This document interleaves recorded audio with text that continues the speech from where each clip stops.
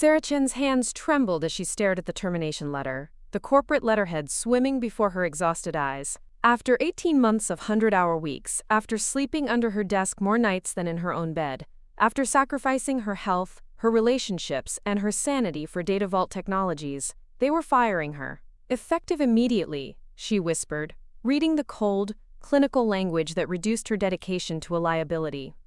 Her coffee had gone cold hours ago, but she hadn't noticed. She rarely noticed anything anymore except the endless stream of code, crisis meetings, and impossible deadlines. The fluorescent lights hummed overhead in the empty office. It was 11:47 p.m. on a Friday, and she was alone on the 40th floor. Again. The rest of her team had gone home hours ago, but Sarah had stayed behind to finish the security patch that could prevent a massive data breach. The same patch that had consumed her last 3 weeks, the same project that had pushed her past every reasonable limit. Her phone buzzed. A text from Marcus, her lead developer. "Sarah, get some sleep. The patch can wait until Monday." She almost laughed. Monday. As if she had the luxury of weekends anymore. As if DataVault's clients would understand that their cybersecurity expert needed rest. As if Richard Blackstone, the CEO who'd built his empire on the backs of employees like her, would accept anything less than perfection delivered yesterday. Sarah's reflection stared back at her from the darkened window. When had she become so thin? When had the dark circles under her eyes become permanent fixtures? She looked like a ghost of the confident woman who'd walked into DataVault's headquarters 18 months ago, armed with her MIT computer science degree and enough idealism to change the world. The termination letter cited performance inconsistencies and failure to meet project deadlines. Sarah crumpled the paper in her fist. Performance inconsistencies. She'd prevented 4 major security breaches in the past year alone, each one potentially worth millions in damages and lawsuits.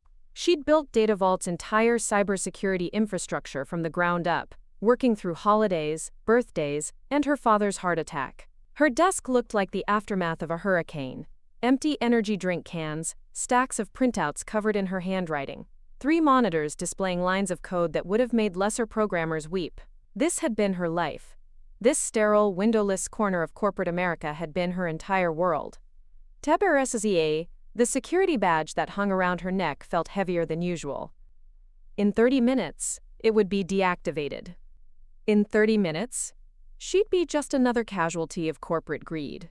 Another brilliant mind chewed up and spat out by a system that valued profit over people. Sarah stood on shaking legs and began gathering her personal items. There weren't many. A photo of her parents, a small succulent that had somehow survived her neglect, a coffee mug her best friend Jenna had given her that read, "World's Okayest Programmer." The irony wasn't lost on her. As she packed her box, Sarah's mind wandered to the conversation she'd overheard earlier that week.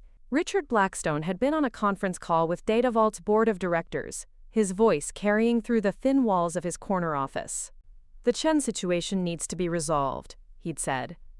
"She's become too expensive and frankly too mouthy about working conditions. We can hire 3 junior developers for what we're paying her, and they won't complain about overtime." Sarah had frozen at her desk, pretending to focus on her screen while her world crumbled around her. Too expensive. Too mouthy. After everything she'd sacrificed for this company, she'd become nothing more than a line item to be eliminated. But what had really chilled her was Blackstone's next comment. "Once Chen is gone, we'll restructure the cybersecurity department.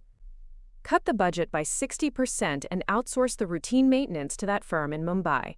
Our clients will never know the difference." Now, as Sarah sealed her box with tape, she realized that conversation had been her death warrant. Blackstone wasn't just firing her, he was dismantling everything she'd built. All those late nights, all those sacrifices, all that expertise would be replaced by the lowest bidder. And when the inevitable security breach happened, when DataVault's clients' data was compromised, Blackstone would throw his hands up and blame external factors. The elevator dinged softly as Sarah made her way to the lobby. The security guard, a kind man named Jose who'd worked the night shift for 10 years, looked up in surprise. "Ms. Chen? Working late again?" Sarah held up her box, her corporate badge dangling uselessly. "Not anymore, Jose. They let me go." Jose's face fell. In the months she'd been working these impossible hours, he'd become something of a confidant. He'd seen her at her worst, crying in the lobby after particularly brutal days, falling asleep on the waiting room couch when exhaustion overtook her. "That's terrible, Miss Chen. You worked harder than anyone in this building. This place won't be the same without you." As Sarah walked through the glass doors of DataVault Technologies for the last time, Jose's words echoed in her mind. The place wouldn't be the same. But maybe, just maybe, that was exactly what needed to happen. The cold October air hit her face like a slap, shocking her back to reality. For the first time in months, Sarah took a deep breath that didn't taste like recycled office air and broken dreams. She pulled out her phone and scrolled through her contacts, her finger hovering over Marcus's number. Her team. Her brilliant, dedicated team who'd followed her into the trenches of impossible deadlines and corporate insanity. They deserved to know what was coming. They deserved to know that their hard work was about to be sold off to the lowest bidder, that their expertise was about to be replaced by offshore contractors who'd never met a DataVault client and didn't understand the complex security protocols they'd spent months perfecting. Sarah's finger trembled as she composed a group text to her 5-person team. "Emergency meeting tomorrow morning. My apartment, 9 a.m. Bring coffee. We need to talk." As she climbed into her car for the drive home, Sarah felt something she hadn't experienced in over a year. Anticipation. Not the sick, anxious anticipation of another impossible deadline, but the electric feeling of standing at the edge of change. She didn't know it yet, but across town, Richard Blackstone was about to learn that firing Sarah Chen was the biggest mistake he'd ever make. Sarah's apartment felt foreign after so many months of living at the office. The morning sunlight streaming through her windows seemed alien, and she couldn't remember the last time she'd seen her place in natural light. Empty takeout containers covered her kitchen counter, and a layer of dust coated everything except the path between her front door and bedroom. She'd managed 3 hours of sleep before anxiety jolted her awake. Her mind churned with possibilities, scenarios, and the growing certainty that she couldn't let Blackstone destroy everything she'd built without a fight. The coffee maker gurgled to life as Sarah heard the first knock at her door. Marcus Kim stood on her doorstep, holding a box of donuts and wearing the same concerned expression he'd worn during their worst crises at DataVault. "You look terrible," he said, stepping inside. "And coming from me, that's saying something." Marcus had been Sarah's first hire when she'd started building the cybersecurity team. A brilliant Korean-American developer with a quick wit and an uncanny ability to spot security vulnerabilities that others missed. More importantly, he was loyal, a quality that had become increasingly rare in the tech industry. "Thanks for the confidence boost," Sarah replied, accepting the donuts. "The others coming?" "Should be here any minute. Elena's bringing her famous espresso, Jake's got bagels, and I think Amy's bringing enough anxiety for all of us." As if summoned by his words, Sarah's doorbell rang. Elena Rodriguez stood outside with her portable espresso machine, because Elena never went anywhere without the ability to make perfect coffee. Behind her, Jake Morrison and Amy Park climbed the stairs, deep in worried conversation. Elena had been Sarah's second hire, a cybersecurity specialist who'd left a cushy job at Google to join DataVault's startup Energy. She was brilliant with network security and had an almost supernatural ability to predict how hackers would try to breach their systems. Jake was their hardware expert, a former military IT specialist who could make any system run faster and more securely than it had any right to. He was also the team's voice of reason, the one who talked them through the worst crisis moments. Amy was their newest member, a recent MIT graduate who reminded Sarah of herself 5 years ago, brilliant, idealistic, and convinced she could change the world through better code. She specialized in machine learning applications for threat detection. And then there was David Kim, no relation to Marcus, their social engineering expert, who could think like the hackers trying to manipulate their way past security protocols. He arrived last, as always, carrying a bag of his girlfriend's homemade cookies. "All right," Sarah said once everyone had settled into her living room with their various caffeine delivery systems. "I'm just going to say it straight. They fired me yesterday." The room erupted in shocked protests. Elena's espresso cup clattered against its saucer. Jake actually stood up, his military training making him ready for action even in a civilian crisis. "They can't fire you," Amy said, her voice rising. "You're the heart of that entire department. You built everything from scratch." "Apparently they can, and they did," Sarah replied, pulling out the termination letter. But that's not the worst part. She told them about the conversation she'd overheard, about Blackstone's plan to gut the cybersecurity department and outsource their work to save money. She watched their faces cycle through disbelief, anger, and finally, grim determination. "So they're going to throw away 18 months of our work?" David asked, his usually calm demeanor cracking. "All those protocols we developed, all those custom security solutions, they're just going to hand them over to some outsourcing firm that's never worked with our clients?" "That's the plan," Sarah confirmed. "And when the inevitable breach happens, when our client's data gets compromised because the security protocols aren't being maintained properly, Blackstone will claim it was an unforeseeable external attack." Marcus leaned forward, his hands clasped tightly. "What about our contracts? Don't we have non-compete clauses?" "We do," Sarah said, "but they only prevent us from working for direct competitors. They don't prevent us from starting our own company." The words hung in the air like an unspoken challenge. Elena was the first to voice what they were all thinking. "You want to start our own cybersecurity firm?" It wasn't a question. Elena had always been perceptive. "I want to do more than that," Sarah said, standing and beginning to pace. "I want to save our clients from the disaster that's coming. I want to show the tech industry that there's another way to do business, one that doesn't treat employees like disposable resources and doesn't compromise security for profit margins." Jake nodded slowly. "I'm in. But we need to be smart about this. Blackstone will try to destroy us if he sees us as a threat." "He already sees Sarah as a threat," Amy pointed out. "That's why he fired her." David had been quiet, his analytical mind working through the implications. "We'd need startup capital, office space, equipment. Most importantly, we'd need clients. And we can't legally approach DataVault's clients directly. That would violate our contracts." "Actually," Sarah said, a smile playing at the corners of her mouth, "our contracts say we can't approach DataVault's clients to steal them away. But there's nothing preventing us from responding if those clients approach us first." Elena raised an eyebrow.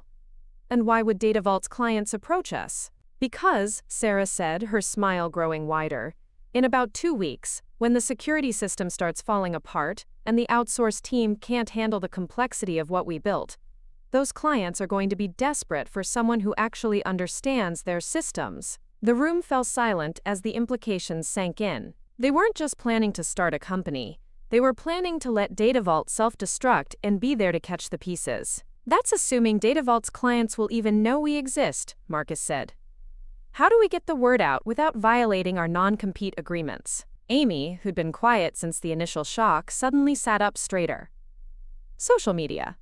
LinkedIn specifically. We don't approach clients directly, but we make sure our professional profiles are visible. We share articles about cybersecurity best practices, comment on industry news, maybe write some blog posts about emerging threats."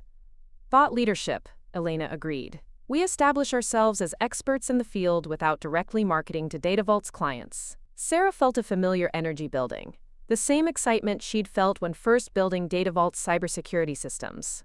But this time, she'd be building something for herself and her team, something that reflected their values instead of a CEO's profit margins. "There's something else," David said quietly. "Something we need to consider before we make this decision." Everyone turned to him, recognizing his serious tone. "Blackstone isn't just going to let us walk away quietly. When DataVault starts hemorrhaging clients and they realize we're the reason, he's going to come after us. He'll use every legal resource he has to try to shut us down. Are we prepared for that fight?" The question sobered the room. They all knew Blackstone's reputation for ruthless business practices. He'd crushed competitors before, usually through expensive legal battles that smaller companies couldn't afford to fight. "I've been thinking about that," Sarah said. "And I think our best defense is going to be transparency. Document everything, keep impeccable records, make sure we're always operating within the letter of the law. Most importantly, We need to be so good at what we do that our clients will fight to keep us. Marcus stood up, extending his hand to Sarah. I don't know about the rest of you, but I'm tired of making other people rich while they treat us like garbage. I'm in. One by one, the others stood and shook Sarah's hand. Elena, with her steady confidence. Jake, with his military resolve. Amy, with her youthful determination. David, with his careful pragmatism. So, what do we call ourselves? Amy asked. Sarah looked around at her team, her friends, really, and felt something she hadn't experienced in months. Hope. Sentinel Security Solutions, she said. Because we're going to stand guard over what matters. What do you think will happen next? Share your predictions in the comments below, and don't forget to subscribe for more thrilling stories. Richard Blackstone's corner office on the 42nd floor of DataVault Technologies commanded a view of downtown Seattle that had cost the company an extra $2 million in lease fees. The mahogany desk, imported Italian leather chairs, and original Jackson Pollock painting on the wall sent a clear message. DataVault was successful, powerful, and here to stay. At 45, Blackstone had built his empire through a combination of aggressive business tactics and an uncanny ability to spot profitable opportunities before his competitors. He'd started DataVault 8 years ago with venture capital money and a team of developers poached from Amazon and Microsoft. The company had grown from a startup to a major player in enterprise data management, handling sensitive information for Fortune 500 companies across the country. But growth came with challenges, and lately, those challenges had been eating into profit margins that Blackstone considered sacred. The Chen termination went smoothly, reported Jennifer Walsh, DataVault's head of human resources. She sat across from Blackstone's desk, her tablet displaying the company's latest personnel changes. Security badge was deactivated at midnight on Friday, building access revoked, company equipment retrieved. Blackstone nodded absently, his attention focused on the quarterly financial reports spread across his desk. Good. And the restructuring of the cybersecurity department? Baxter and Associates will begin taking over routine security maintenance next Monday. They're confident they can handle DataVault's current client portfolio, with a team of 8 offshore contractors. At 60% of our current costs, Blackstone added with satisfaction. Chen's salary alone was costing us $300,000 a year, not counting benefits and the ridiculous overtime she was racking up. Jennifer shifted uncomfortably. Sarah Chen's overtime had been a necessity, not a choice. The cybersecurity protocols she'd built were complex enough that maintaining them required someone with her level of expertise. But Jennifer had learned not to question Blackstone's cost-cutting decisions. What about the rest of Chen's team, she asked. They'll adapt or they'll leave, Blackstone said dismissively. We're not running a charity here, Jennifer. If they can't handle the new structure, we'll replace them too. A soft chime from Blackstone's computer indicated a new email. He glanced at the screen and frowned. The sender was Dr. Margaret Foster, Chief Technology Officer at Meridian Financial, one of DataVault's largest clients. This is interesting, Blackstone murmured, opening the email. Dr. Foster's message was brief but concerning. Richard, I'm trying to reach Sarah Chen regarding some irregularities in our security monitoring system. Her extension says she's no longer with the company. Please have her replacement contact me immediately. This is urgent. Blackstone's frown deepened. Meridian Financial managed investment portfolios worth over $50 billion, making them DataVault's second-largest client. Any irregularities in their security system could be catastrophic. Jennifer, get me the contact information for Baxter and Associates. We need them to prioritize the Meridian account. 20 minutes later, Blackstone was on a conference call with Tom Baxter, the owner of the outsourcing firm that was supposed to solve all of DataVault's cybersecurity problems. We've reviewed the Meridian protocols, Baxter said, his voice crackling through the speakerphone. I'll be honest with you, Richard. This is more complex than we initially anticipated. Chen's team built some very sophisticated custom solutions. It's going to take my people a few weeks to fully understand the architecture.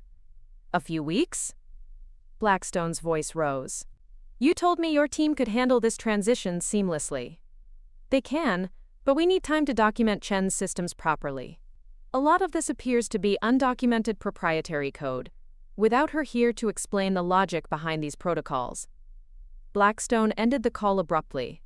Undocumented code. Custom solutions. This was exactly the kind of problem he'd been trying to eliminate by firing Sarah Chen. Her team had made themselves indispensable by building systems that only they could maintain. His phone rang. Dr. Foster's name appeared on the caller ID. "Margaret," Blackstone answered, forcing his voice to remain calm. "I got your email. We're transitioning to a new cybersecurity provider, and they'll be reaching out shortly. Richard, I don't think you understand the urgency here." Dr. Foster's voice was tight with stress. "Our threat detection system has been throwing alerts for the past 3 days, but we can't interpret the data without Sarah's custom analysis protocols. We need someone who understands her systems, not a new provider who has to learn everything from scratch. Our new team is very experienced." "I don't care how experienced they are," Dr. Foster interrupted. "Sarah Chen built our security infrastructure. She's the only one who truly understands how all the pieces fit together. I need to speak with her directly." Blackstone felt the first cold touch of real concern. "That's not possible, Margaret. Sarah is no longer with the company." The silence on the other end of the line stretched for several seconds. "You fired Sarah Chen?" Dr. Foster's voice was dangerously quiet. "We restructured our cybersecurity department to better serve our clients' needs," Blackstone said, falling back on corporate speak. "Richard, Sarah Chen prevented 4 major security breaches for us last year alone. She saved us millions in potential damages. And you fired her?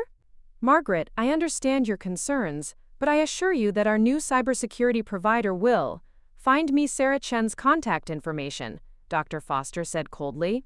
"If DataVault can't provide the level of service we require, we'll find someone who can." The line went dead. Blackstone stared at his phone, a sick feeling growing in his stomach. He'd assumed that firing Sarah would solve his cost problems. He hadn't considered what would happen if DataVault's clients actually noticed the difference. His computer chimed again. Another email, this time from David Morrison, Chief Information Officer at Pacific Northwest Insurance. "Richard, our automated security reports haven't been generated in 3 days. Sarah usually handles these personally. Please have her call me ASAP." Then another email, from Jennifer Valdez at Emerald City Bank. "The threat assessment Sarah was working on for our new mobile app launch was supposed to be delivered Friday. When can we expect completion?" And another, from Michael Torres at Northwest Medical Systems. "Sarah's not responding to my emails about the ransomware protection upgrade. This is time-sensitive."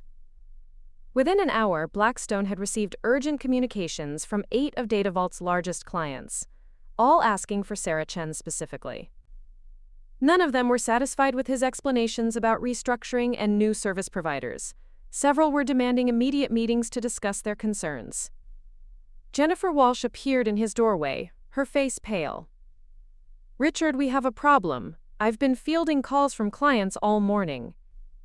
They're all asking for Sarah, and when I explain that she's no longer with the company, they're threatening to terminate their contracts." Blackstone loosened his tie, feeling the walls of his perfectly appointed office closing in around him. "How many clients?" 12 so far, representing about 40% of our revenue. "Richard, some of these contracts have early termination clauses that could cost us millions in penalties." The magnitude of his mistake was beginning to dawn on Blackstone. Sarah Chen hadn't just been an expensive employee, she'd been the primary point of contact for DataVault's most valuable clients.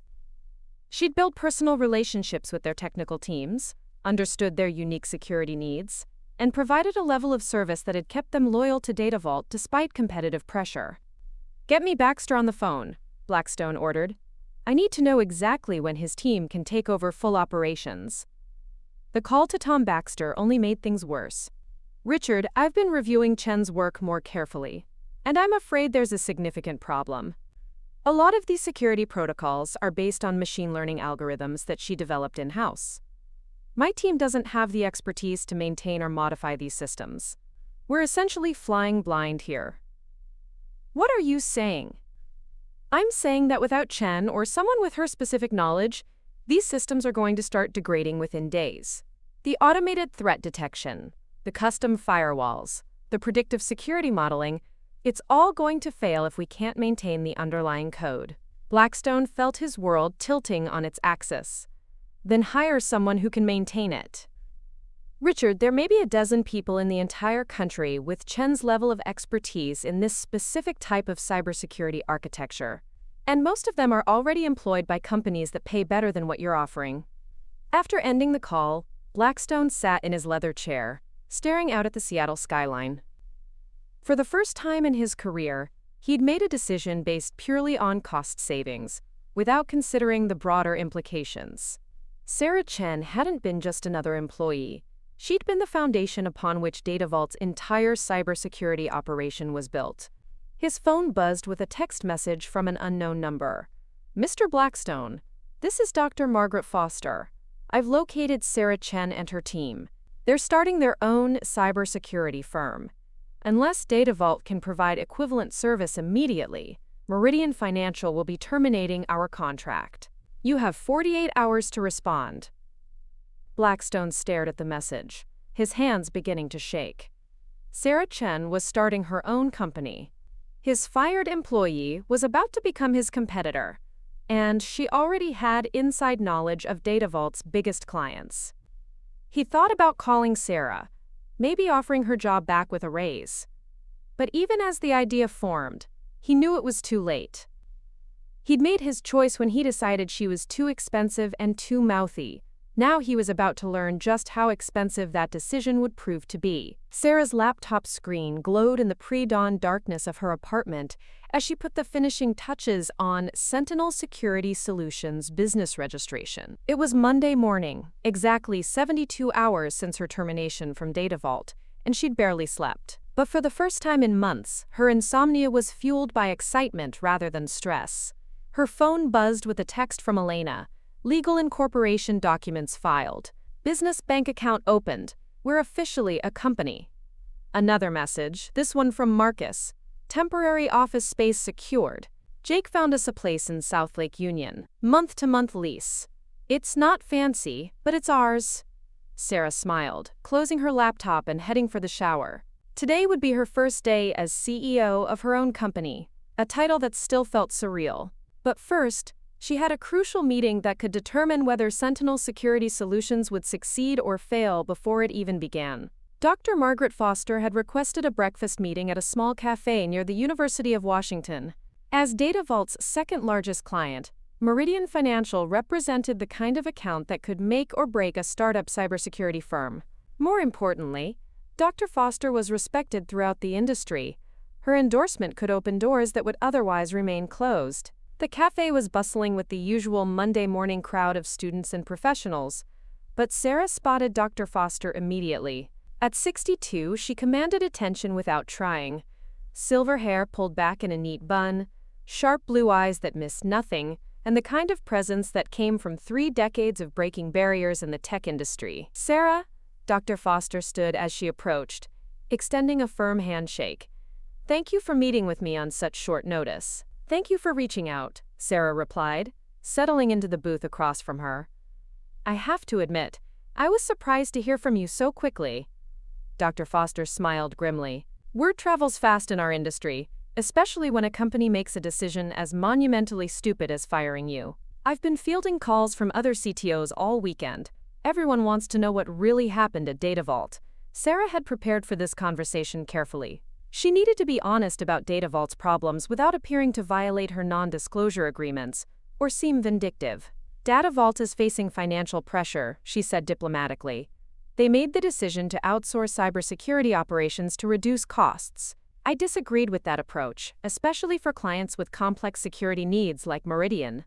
"Disagreed enough to start your own company," Dr. Foster observed. "The cybersecurity landscape is evolving rapidly. My team and I believe that clients deserve partners who prioritize security expertise over profit margins. We're not interested in being the cheapest option. We want to be the best." Dr. Foster leaned forward, her expression serious. "Sarah, I'm going to be direct with you.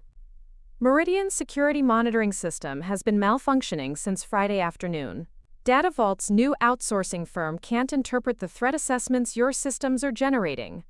We're essentially flying blind, and in our industry that's unacceptable. Sarah nodded, having anticipated this exact scenario.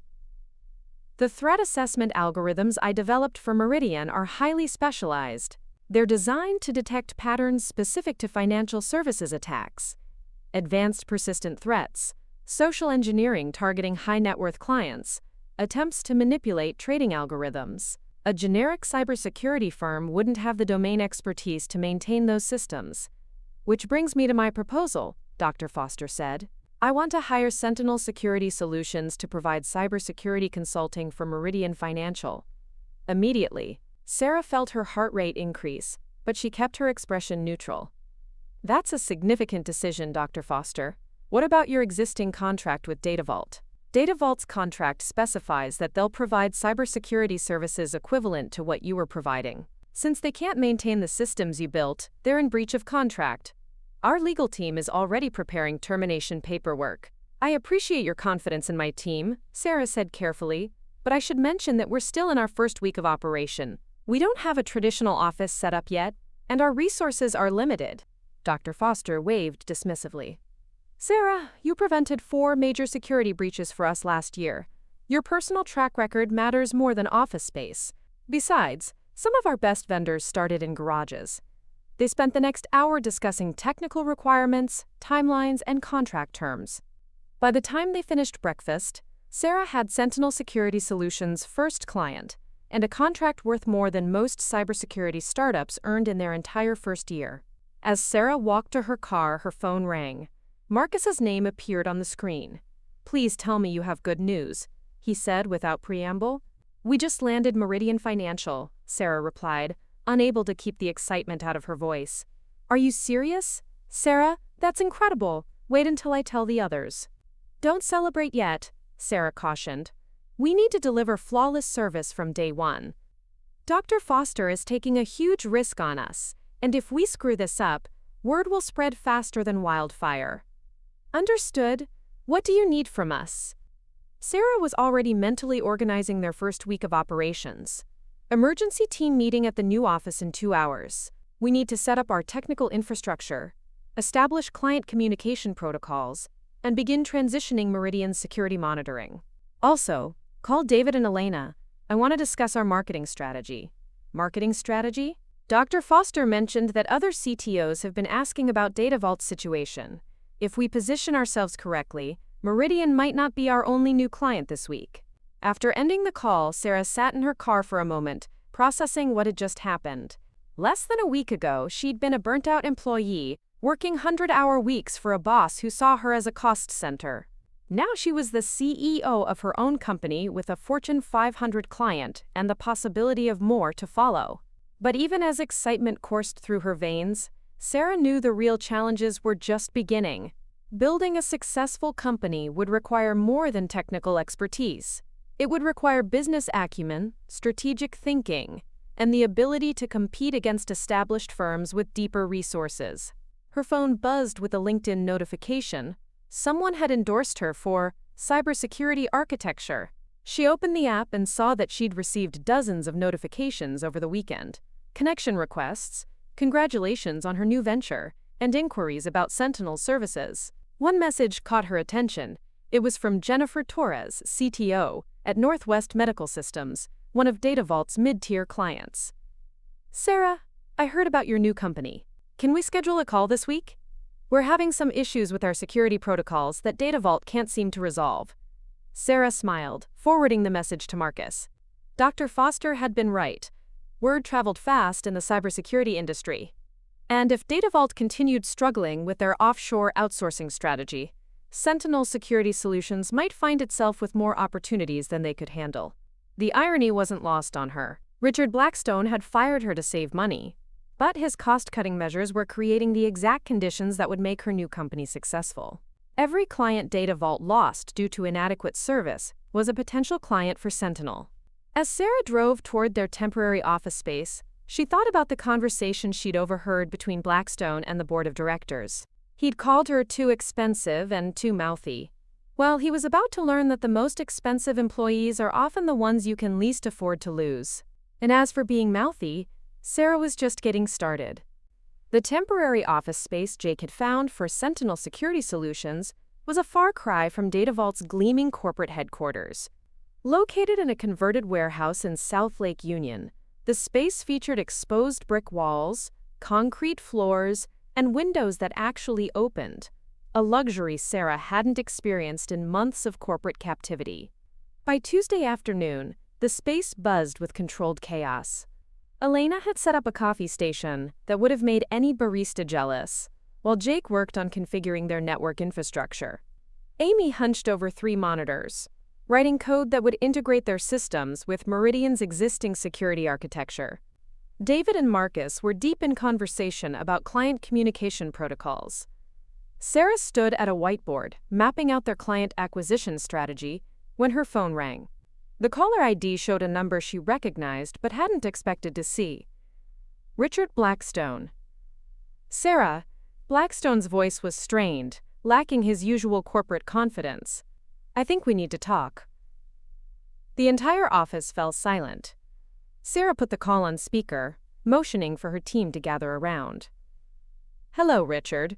I'm surprised to hear from you. Look, I'll cut to the chase. I made a mistake letting you go.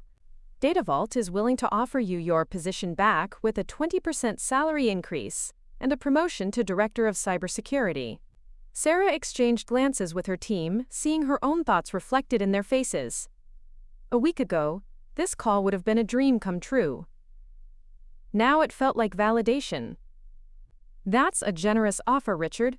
What brought about this change of heart? Blackstone's pause spoke volumes. We've had some challenges with the transition to our new service provider. Several clients have expressed concerns about maintaining continuity of service. I see. And you think bringing me back would solve those challenges? Your expertise would certainly help stabilize the situation. Sarah walked to the whiteboard, where she'd been tracking Sentinel's growth projections. In just 3 days, they'd received inquiries from 5 former DataVault clients and 2 new prospects who'd heard about their services through industry contacts. Richard, I appreciate the offer, but I'm afraid it's too late. I've started my own company, and we're already working with former DataVault clients who weren't satisfied with the transition to offshore outsourcing. The silence on the other end of the line stretched for nearly 10 seconds. Sarah, I hope you understand the legal implications of soliciting DataVault's clients. Your non-compete agreement. Richard, Sarah interrupted, her voice gaining steel. I haven't solicited anyone. These clients contacted me directly when DataVault failed to provide adequate service. And I've reviewed my non-compete agreement very carefully with my attorney. It prohibits me from working for direct competitors, not from starting my own company and responding to inbound requests for service. Another long pause. When Blackstone spoke again, his tone had shifted from conciliatory to threatening. We'll see what our legal team has to say about that. You're welcome to try, Sarah replied calmly.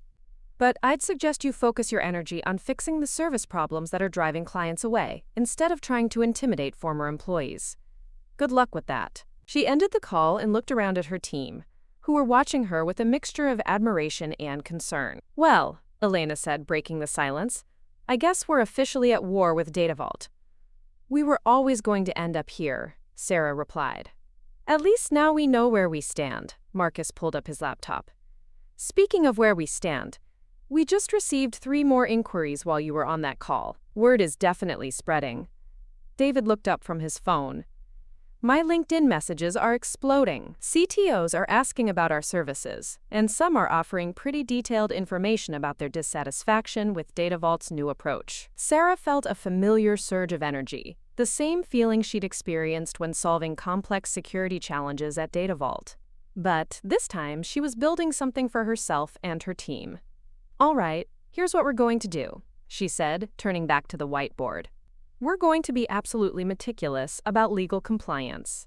Every client interaction gets documented, every contract gets reviewed by our attorney, and we never, ever make the first contact. We let our work speak for itself. Amy raised her hand tentatively. What if DataVault really does try to sue us? Then we fight them, Sarah said simply. But we fight them with documentation, professionalism, and superior service. The best defense against legal intimidation is being completely, provably, in the right. Her phone buzzed with a text message from Dr. Foster. Sarah, the transition to Sentinel's monitoring went flawlessly. Our board is impressed. Can you handle 3 more Meridian subsidiaries? Sarah showed the message to her team, watching their faces light up with excitement and determination. Jake, how quickly can we scale our infrastructure to handle 4 times our current client load? Jake was already calculating. With the right equipment and maybe 2 additional contractors, we could be ready by next week. Elena, start identifying potential contractors with security clearances. Amy, I want you to begin developing standardized onboarding protocols. Marcus, work with David on a client communication system that can handle rapid growth. As her teams scattered to their tasks, Sarah felt something she hadn't experienced in over a year: the pure joy of building something meaningful. DataVault had taught her what she didn't want in a company culture.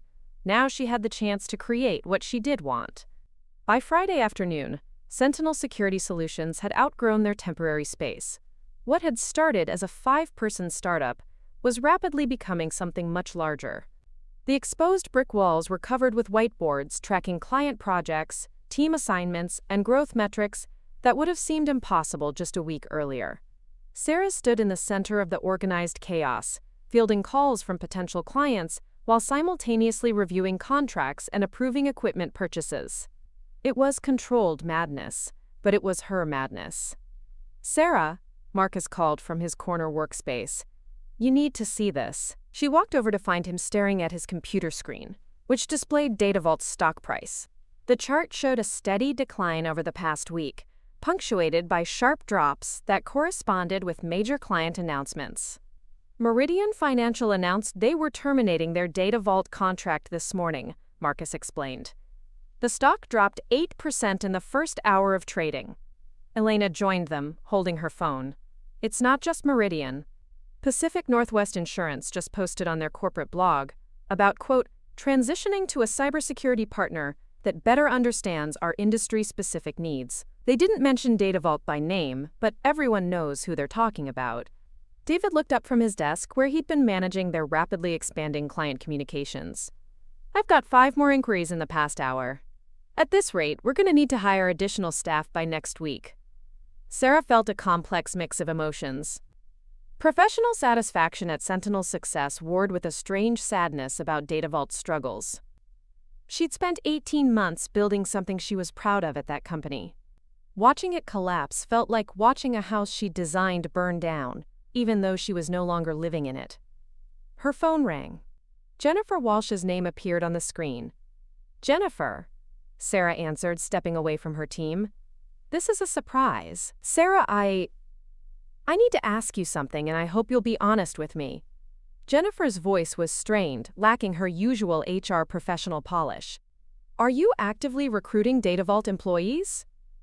I'm not recruiting anyone, Sarah replied truthfully. But I have received inquiries from former colleagues who are interested in opportunities at Sentinel. How many inquiries? Sarah checked her email. 12, as of this morning. Why? Jennifer's sigh was audible through the phone. Because I've had 23 resignation letters submitted since Monday. Half the cybersecurity department, most of the client services team, and 3 developers from other departments. Richard is, well, he's not handling it well. I can imagine, Sarah said dryly. Jennifer, I want to be clear about something. I'm not trying to destroy DataVault. I'm trying to build something better. If DataVault employees are leaving, it's because they're not happy with the direction the company is going. I know, Jennifer said quietly. Sarah, can I ask you something off the record? Sure. Are you hiring? The question caught Sarah off guard. Jennifer Walsh had been with DataVault since its early days, helping build the company's culture and employee policies. If she was considering leaving, we're growing rapidly, Sarah said carefully. We could definitely use someone with your experience in human resources and organizational development. I see. Another pause. Sarah, I want you to know that I argued against your termination. Richard wouldn't listen. He was so focused on short-term cost savings that he couldn't see the bigger picture. I appreciate that, Jennifer, and if you're serious about exploring opportunities at Sentinel, I'd be happy to discuss it further. After ending the call, Sarah found herself staring out the window at the Seattle skyline. DataVault's headquarters was visible in the distance, a gleaming tower that had once represented her professional ambitions. Now it looked fragile, like a house of cards waiting for the next strong wind. Amy approached hesitantly. Sarah, we have a problem. What kind of problem? A good problem, but still a problem. We just received a contract proposal from Emerald City Bank. They want us to handle cybersecurity for their entire West Coast operations. The contract is worth more than we projected for our entire first year. Sarah felt her heart rate spike. Emerald City Bank was one of the largest regional banks in the Pacific Northwest, with over 200 branches and millions of customers. Landing them as a client would establish Sentinel as a major player in the cybersecurity industry almost overnight. What's the timeline?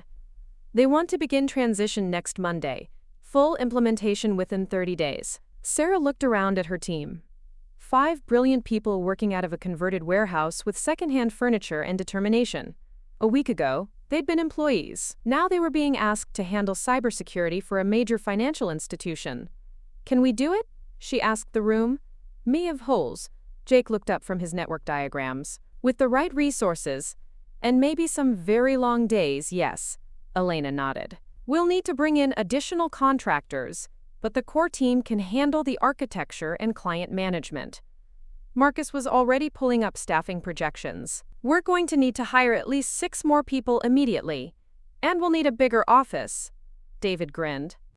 I know a commercial real estate agent who specializes in tech companies.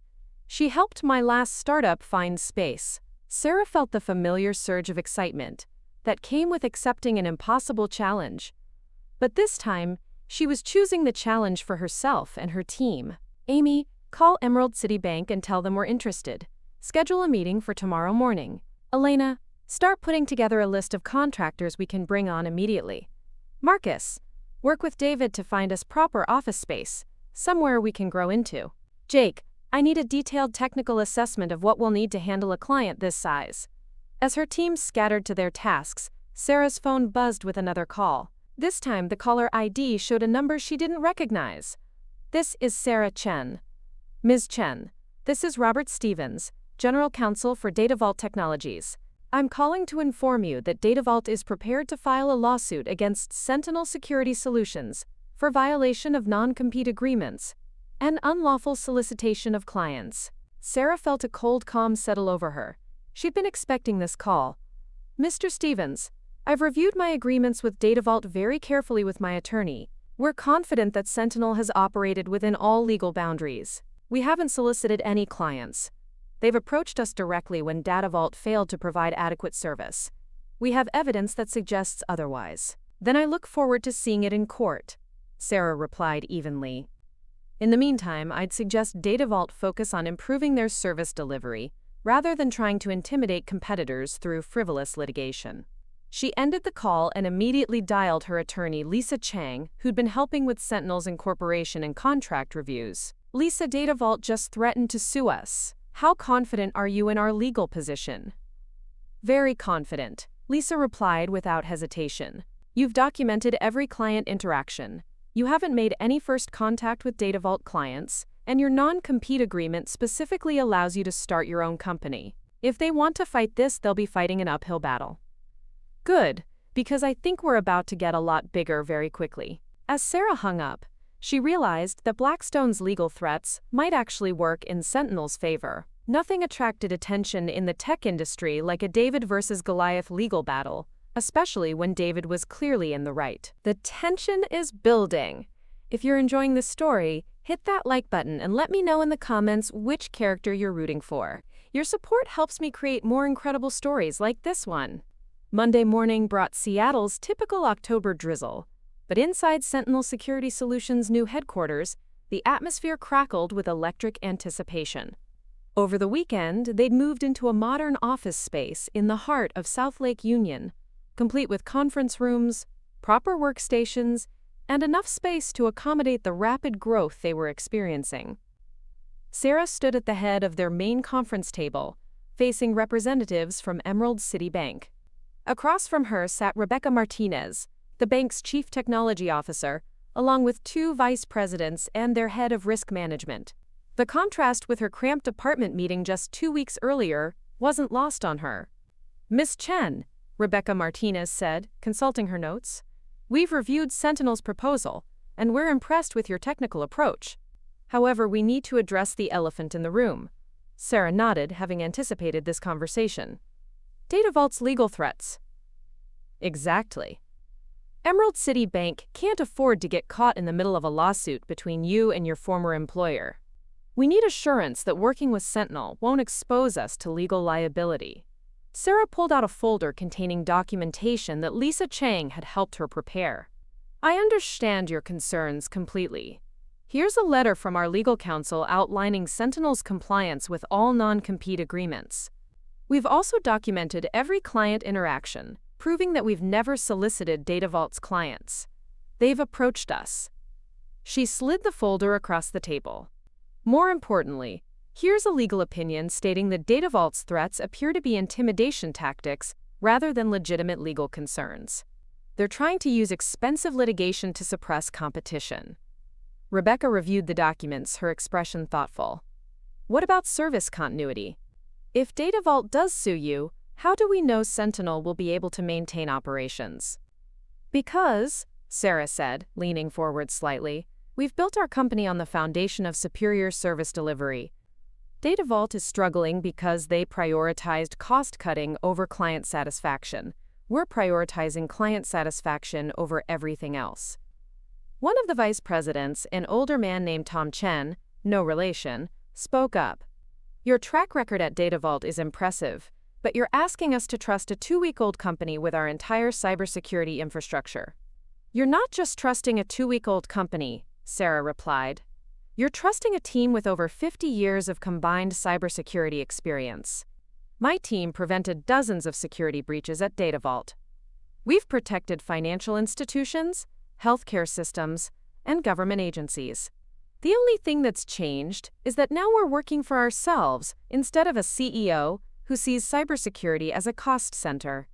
Amy had been quiet during the meeting, but now she opened her laptop and turned it toward the bank representatives. "I'd like to show you something we've developed specifically for financial institutions." The screen displayed a sophisticated threat monitoring dashboard with real-time analytics and predictive modeling capabilities. "This is our proprietary threat detection system," Amy explained. "It uses machine learning to identify patterns that traditional security tools miss. We can predict potential attacks days or even weeks before they occur." Rebecca leaned forward, studying the interface. "This is significantly more advanced than what DataVault was providing." "Because we built it from the ground up," Elena added, joining the presentation. "DataVault was using outdated tools and trying to retrofit them for modern threats. We designed our systems specifically for today's cybersecurity landscape." Chen, the banker, not Sarah, asked the question Sarah had been dreading. "What happens if you lose the lawsuit? What happens to our data, our security protocols?" Sarah had prepared for this moment, but it still felt like stepping off a cliff. "Mr. Chen, I'm going to tell you something that DataVault doesn't want you to know. They fired me because I was too expensive, but they kept all the security systems I built. They're currently trying to maintain those systems with offshore contractors who don't understand the architecture. Every day they operate without proper expertise. They're putting their clients at risk." She stood and walked to the whiteboard, where she drew a simple diagram. "Here's what's really happening. DataVault is hemorrhaging clients because they can't provide adequate service. They're trying to use legal intimidation to prevent those clients from finding better alternatives. They'd rather destroy the competition than fix their own problems." Rebecca Martinez set down her pen and looked directly at Sarah. "Ms. Chen, I'm going to be blunt. Emerald City Bank has worked with DataVault for 3 years. During that time, you personally prevented 2 major security breaches that could have cost us millions. If DataVault had retained you and maintained their service quality, we wouldn't be having this conversation." Sarah felt her heart rate spike, but she kept her expression neutral. The fact that they chose short-term cost savings over long-term client relationships tells us everything we need to know about their priorities, Rebecca continued. Sentinel's priorities appear to be aligned with ours. She turned to her team, who nodded in agreement. Ms. Chen, Emerald City Bank would like to offer Sentinel Security Solutions a 3-year contract for comprehensive cybersecurity services, with the option to extend for an additional 2 years. Sarah felt the room spinning slightly. A 5-year contract with a major bank was more than a business victory. It was validation of everything she'd risked by leaving DataVault. "We're honored by your confidence in our team," she managed to say. "We won't let you down." As the bank representatives filed out, chatting among themselves about implementation timelines, Sarah slumped into her chair. The magnitude of what had just happened was overwhelming. Marcus approached with a huge grin. "Sarah, do you realize what just happened? We just landed a contract that will make us profitable for the next 5 years." Elena was already pulling up staffing projections. "We're going to need to hire at least 15 people immediately. Maybe 20. David looked up from his phone. "Speaking of hiring, Jennifer Walsh just texted me. She's officially submitted her resignation to DataVault. She wants to know if our HR position is still available." Sarah laughed, feeling giddy with success and relief. "Tell her yes, and tell her we're going to need her to help us hire about 20 more people in the next month." Jake had been quietly working on his laptop during the celebration. Now he looked up with a serious expression. "Sarah, we have a problem. Actually, we have several problems." The room fell silent. DataVault just issued a press release claiming that Sentinel is operating illegally and that any companies working with us could face legal liability. "They're trying to scare away our clients." Sarah felt anger rise in her chest, but she forced herself to remain calm. "What else?" "They've also filed a temporary restraining order, requesting that we cease all operations until their lawsuit is resolved." The celebration atmosphere evaporated instantly. Sarah pulled out her phone and called Lisa Chang. "Lisa, DataVault just escalated. They're trying to shut us down completely." "I saw the press release," Lisa replied. "It's completely baseless, and they know it. This is intimidation, pure and simple." "Can they get a restraining order?" "Not with the evidence they have. But they can make things expensive and complicated for us." "Sarah, I need you to understand something. This isn't just about your non-compete agreement anymore. DataVault is fighting for its survival. If they lose much more market share, the company could collapse entirely." Sarah looked around at her team, her friends, who had followed her into this venture. They'd all taken enormous risks, leaving stable jobs to join a startup. Now they were facing the possibility that their success could be destroyed by expensive legal battles. "Lisa, what do you recommend?" "We fight. We document everything, we stay completely within legal bounds, and we make DataVault prove their claims in court. Most importantly, we don't let them intimidate us into backing down." After ending the call, Sarah turned to face her team. They were all watching her, waiting for her decision. "DataVault wants a war," she said quietly. "They think they can use expensive lawyers and intimidation tactics to destroy what we've built." She walked to the whiteboard and wrote 2 words: "Prove them wrong." "We're going to do exactly what we've been doing, providing superior service to clients who deserve better. We're going to hire the best people, build the best systems, and prove that treating employees and clients with respect is actually good business." Amy raised her hand tentatively. "What if they succeed? What if the legal costs force us to shut down?" Sarah looked at each member of her team, Marcus with his steady determination, Elena with her quiet confidence, Jake with his military resolve, Amy with her brilliant mind, and David with his analytical precision. "Then we'll have failed fighting for something we believe in, instead of succeeding by compromising our values. But I don't think we're going to fail." She turned back to the whiteboard and began writing a list of immediate priorities. 1. Document everything. 2. Hire legal compliance officer. 3. Accelerate client onboarding. 4. Prepare for media attention. 5. Win.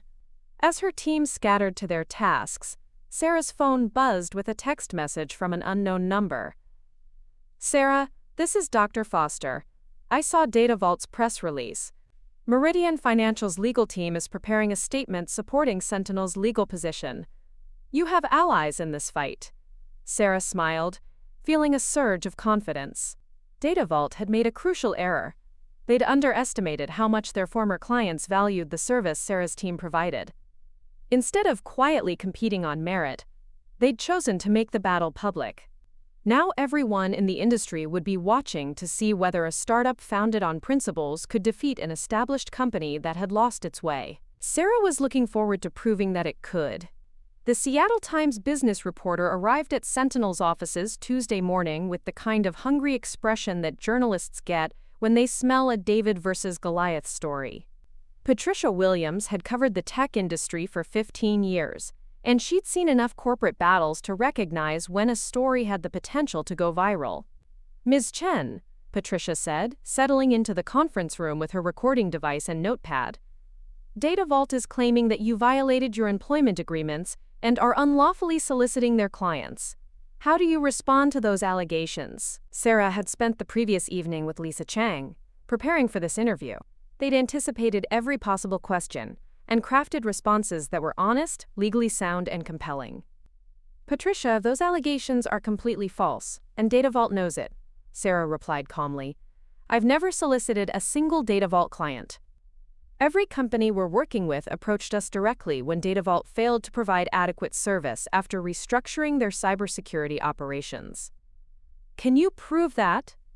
Sarah slid a folder across the table. "Here's documentation of every client interaction, including timestamps showing that clients initiated contact with us. We've been completely transparent with our legal counsel and are confident in our position." Patricia flipped through the documents, her expression growing more interested.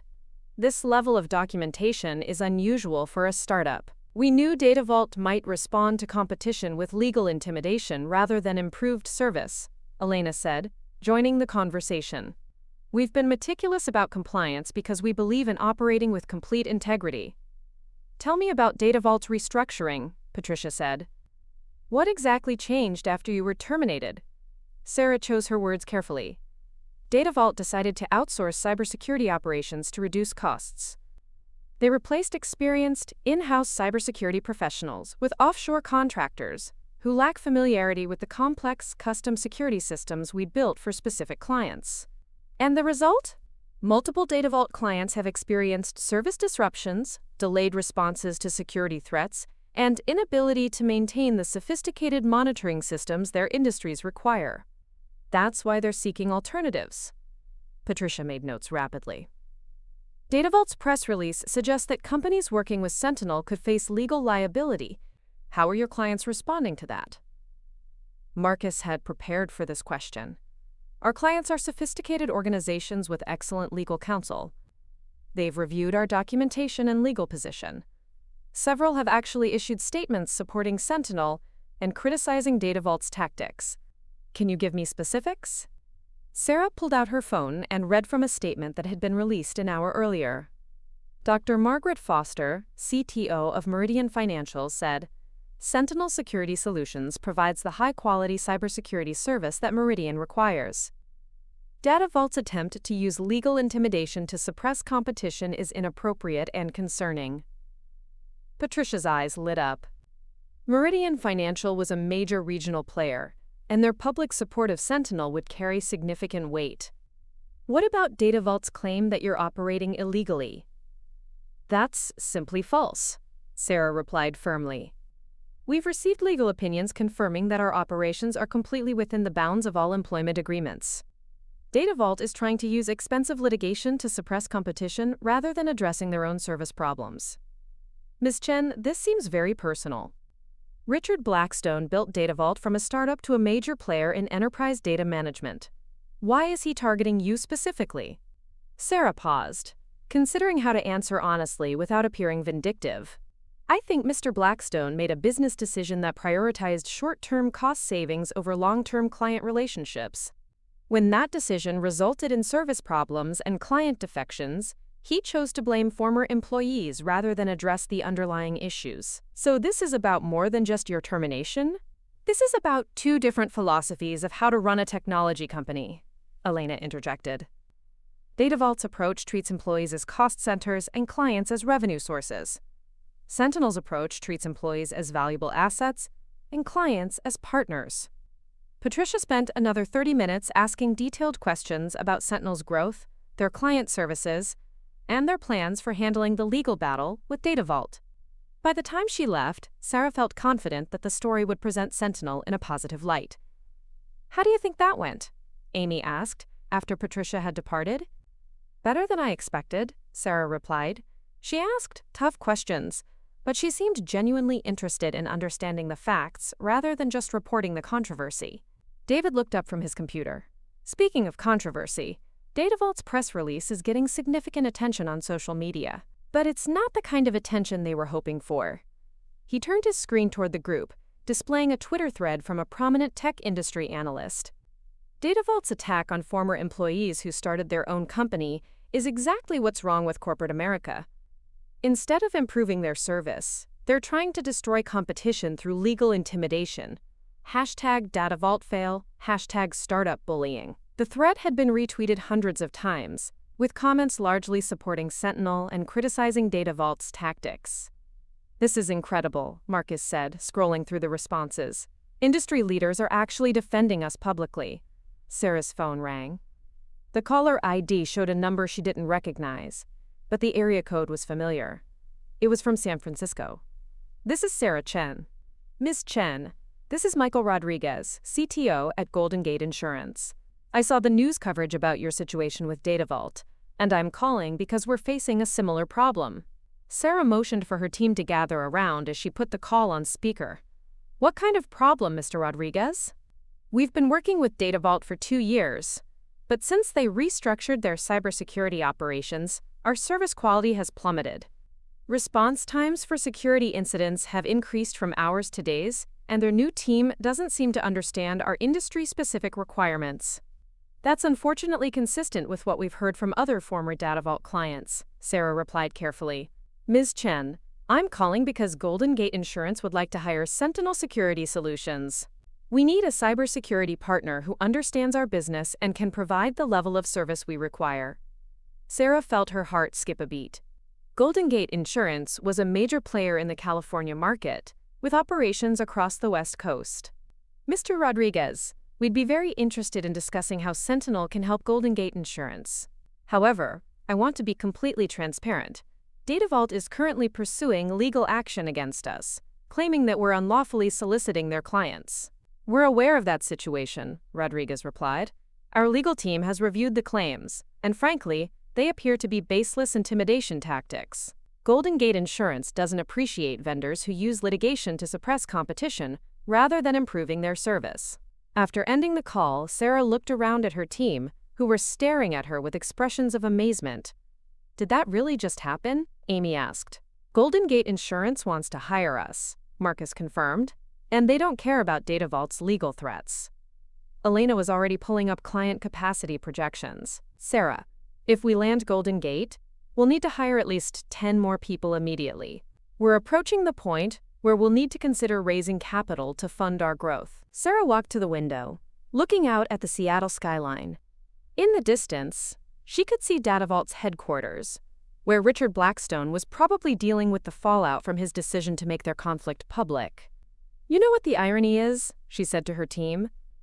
"Blackstone fired me to save money, but his legal campaign is actually generating more business for us than we could have attracted on our own." David grinned. "Nothing like a public David versus Goliath battle to generate sympathy for the startup." Sarah's phone buzzed with a text from Lisa Chang. "Sarah, DataVault's legal team wants to schedule a settlement conference. They're starting to realize that their intimidation tactics are backfiring." Sarah showed the message to her team, watching their faces cycle through surprise, excitement, and determination. "What do you think?" she asked them. "Are we interested in settling?" The response was unanimous and immediate. "No." Marcus spoke for all of them.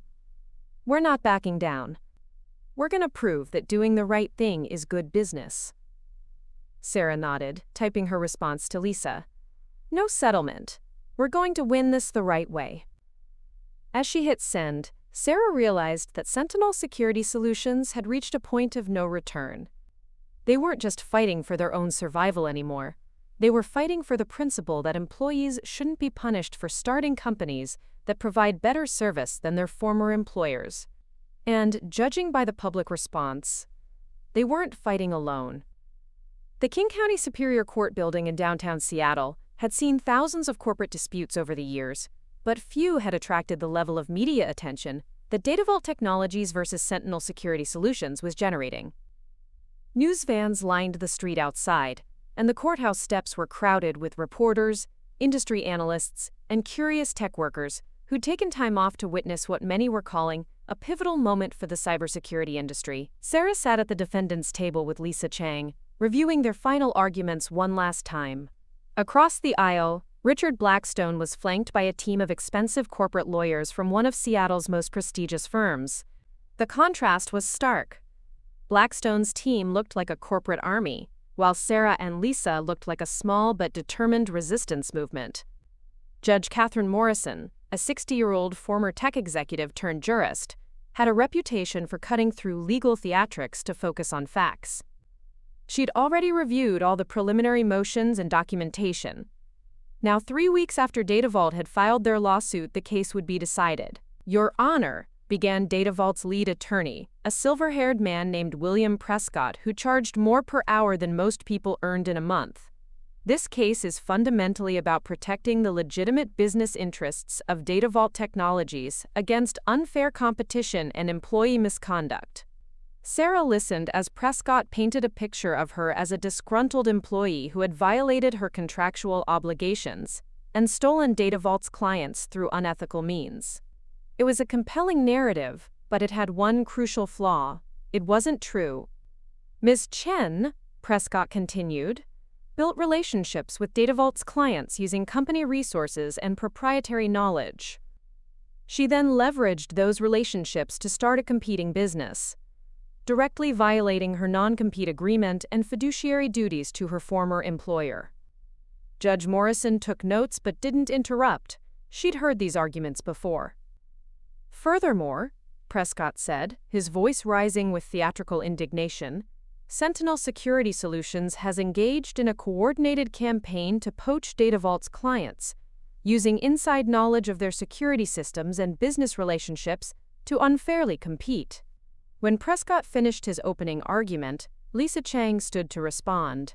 At 45, she was a former federal prosecutor who'd specialized in white-collar crime before moving into private practice. She had a reputation for methodical preparation and devastating cross-examinations. "Your Honor," Lisa began, her voice calm and measured, "DataVault's case rests on a fundamental mischaracterization of both the facts and the law. Ms. Chen didn't violate any agreements, steal any clients, or engage in any unethical conduct. She simply provided superior service that DataVault's cost-cutting measures made impossible to maintain." Lisa walked to a large display board that she'd prepared for the hearing. "The evidence will show that every client now working with Sentinel Security Solutions initiated contact with Ms. Chen after experiencing service degradation from DataVault's outsourcing strategy. These weren't stolen clients. They were abandoned clients seeking competent alternatives." She turned to face Blackstone, who was trying to maintain a confident expression despite the sweat beading on his forehead. "Most importantly, Your Honor, the evidence will show that DataVault filed this lawsuit not to protect legitimate business interests, but to use expensive litigation as a weapon against a smaller competitor who was providing better service." Judge Morrison called DataVault's first witness, Richard Blackstone himself.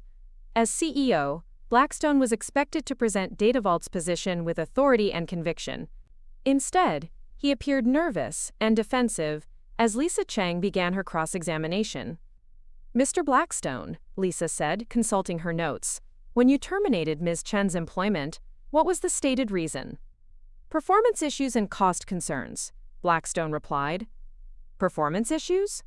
Lisa's voice conveyed surprise. But Ms. Chen had prevented 4 major security breaches in the year prior to her termination, hadn't she? "Well, yes, but..." "And she had consistently received excellent performance reviews?" The company was facing budget pressures. Mr. Blackstone, please answer the question. Had Ms. Chen received excellent performance reviews?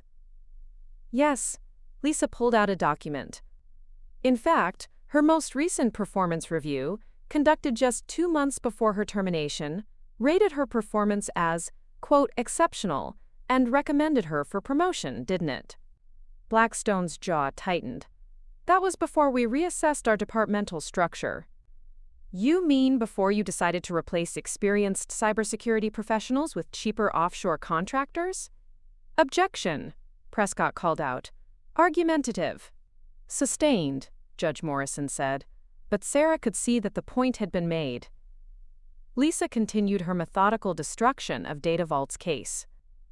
She presented evidence showing that Sentinel had never initiated contact with DataVault clients, that all their business relationships had been properly documented, and that their operations were completely within the bounds of Sarah's employment agreements. But the most damaging testimony came from DataVault's own clients. Dr. Margaret Foster took the stand as a witness for Sentinel, her presence lending credibility that no amount of legal maneuvering could overcome. Dr. Foster, Lisa asked, how would you characterize the change in DataVault's service quality after they restructured their cybersecurity operations? Catastrophic, Dr. Foster replied without hesitation. Response times increased from hours to days. The new team couldn't maintain the sophisticated monitoring systems that Chen's team had built. We experienced 2 minor security incidents that could have been major breaches if we hadn't implemented additional protections independently. Is that why Meridian Financial terminated its contract with DataVault? Yes, we simply couldn't accept the degraded service quality.